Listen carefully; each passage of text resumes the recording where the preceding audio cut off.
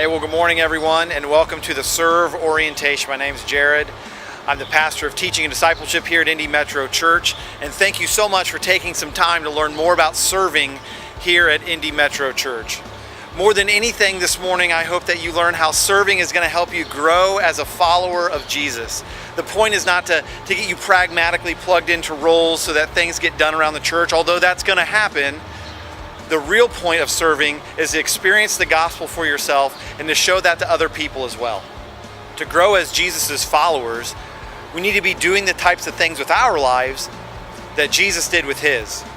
Consider Mark 10, verse 45 for just a moment.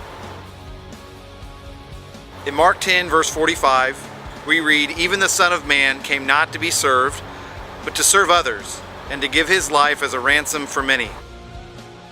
At Indy Metro Church, we want to help people know and follow Jesus. It's not enough for us to simply have things written down on paper that we say we believe, or to have values written down that we say that we value. On the table in front of you should have a roadmap booklet. Go ahead and get that out. Turn to page 4 for me. On that, you're going to find the 7 values of Indy Metro Church. Notice the last value on that page. We serve others with others. Hidden within the description are 2 reasons why serving is such a big deal to us here at Indy Metro Church. There's no greater way to find community and discover our identity than through following the example of Jesus and serving others with others. First, serving provides us with community. Although many churches use small groups as the primary way of building community, we have found that the best way to build authentic, close-knit relationships with each other is by serving together. See, as we follow the example of Jesus Christ and serve together, it causes us to build relationships with the gospel as the very foundation. We get to know each other as we're doing what Jesus did and what he told us to do. This is why small groups here at Indy Metro Church are tied to areas of serving. If you sign up to serve somewhere, then you'll have the opportunity to join a small group associated with it. For example, if you sign up to be on First Impressions, you'll have the opportunity to join the First Impressions small group. If you sign up to serve with Metro Kids, you'll go to the small group with other people who are serving Metro Kids as well. You'll be able to enhance the community that you are finding with the people that you're serving alongside by sharing meals, talking about the sermon, and just fellowshipping in each other's homes together. I mean, just consider how Jesus taught his disciples.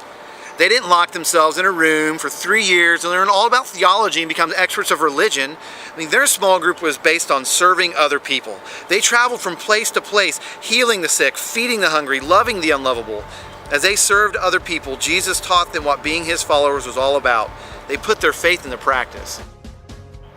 A second reason why serving is such a big deal to us here at Indy Metro Church is that it helps us discover our identities as followers of Christ. Let's look at Romans 12, verses 4 through 11 together. In Romans 12, 4 through 11, we read, "Just as our bodies have many parts, and each part has a special function, so it is with Christ's body. We are many parts of one body, and we all belong to each other. In his grace, God has given us different gifts for doing certain things well. Don't just pretend to love others, really love them. Love each other with genuine affection, and take delight in honoring each other. Never be lazy, but work hard and serve the Lord enthusiastically." You see, if we are to grow as Jesus' disciples, if we're to grow as his followers, then we must participate in the church the way the Bible describes it. See, we're made for community. On our own, we're not going to be as effective at spreading the gospel. The sum really is bigger than its parts. So if we're to follow Jesus, we have to serve other people the way that we see Jesus serving other people and the way we know that Jesus has served us too. In other words, we can't follow Jesus without following Jesus. Because Jesus served us, serving others is one of the primary ways that we grow as his disciples. When we serve others with others, we should expect to grow in community. We should expect to discover our identities as followers of Jesus. Also, as you serve, you should understand the discipleship strategy of we gather, we grow, we go that much better. Again, in your roadmap booklets on pages 5 through 8, you're going to find a detailed description of what the discipleship strategy of we gather, we grow, we go is all about. Also, in your serve orientation handout, you should find a flowchart version of that as well. Go ahead and get that out and take a look at that for me. As you serve here at Indy Metro Church, I encourage you to consider when and if you're ready to take the next step as a disciple of Jesus here at Indy Metro Church by growing in financial generosity. I or another one of the pastors, we'd love to sit down and talk with you sometime about how you can do that. I'd also like to point out that if you've not taken the redemption course, how to understand the person of Jesus that much better, what a great opportunity it is for you to put down roots into the very gospel itself, to understand what the Bible said about Jesus, who he had to be, why he did what he did for us.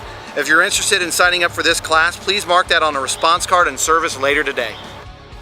As the pastor of discipleship and teaching here at Indy Metro Church, it really is my passion to help people make progress on their spiritual journeys. In just a moment, you're going to have the opportunity to fill out one of our discipleship tools known as the Spiritual Journey Guide.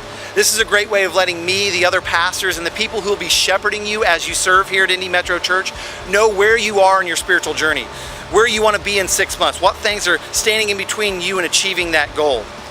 Each area of serving has a person called a shepherd that's going to be checking in with you once a month, knowing how to pray for you, what things you're currently reading in the Bible, how you're applying that to your life, how you're living out the Great Commission, how you're in awe of God.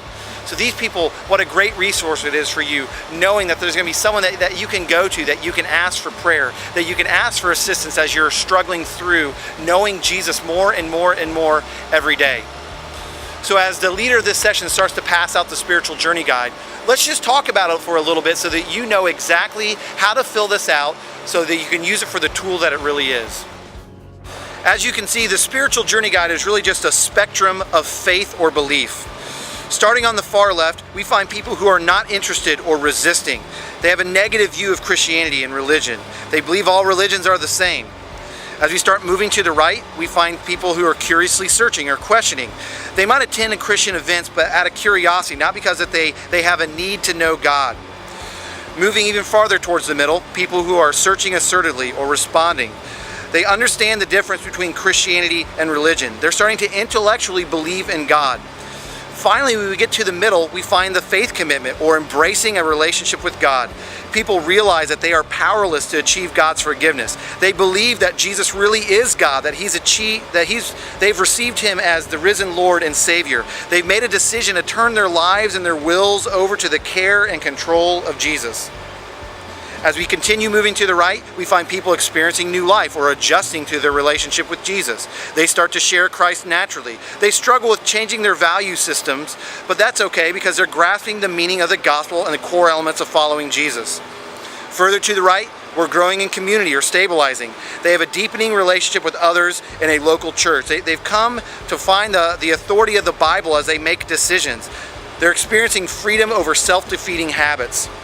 Finally, to the far right, we find people who are living missionally or reproducing. They crave intimacy with God through spiritual disciplines. They mentor other people. They give generously. They serve their community. They understand the centrality of the gospel in their lives. So again, as you start to consider where you are on your spiritual journey guide, please just consider this as the useful tool that it really is. Again, serving isn't about getting things done. It's about growing closer to Jesus. So what better way to start than knowing where we are? It's okay. It doesn't matter where you are in your spiritual journey. It only matters where we're going to be in 6 months as we serve the Lord together.